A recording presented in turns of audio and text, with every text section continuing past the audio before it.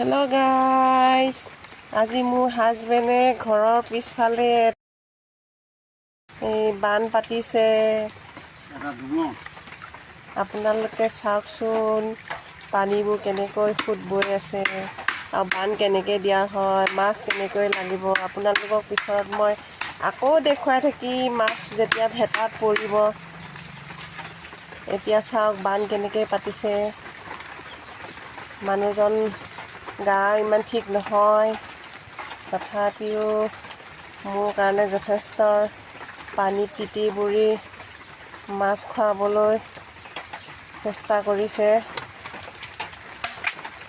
এয়া বাঁহ কাটি আছে, খুঁটি পুতিছে।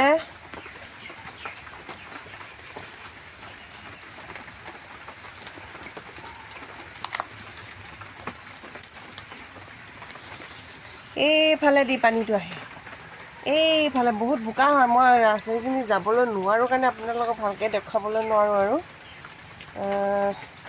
এইফালে দি গৈ সেই বিলত পানী পৰিছেগৈ। এইবোৰ ঢেকীয়া গছ, জংঘল। এয়া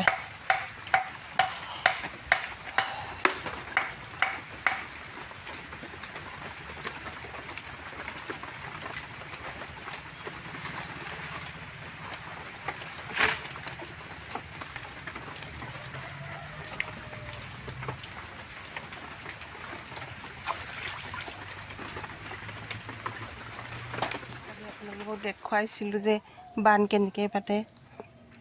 বানখন পাতি শেষ হ'ল, এতিয়া বানত এটি মাছ পৰিছে। চাওক গাইছ,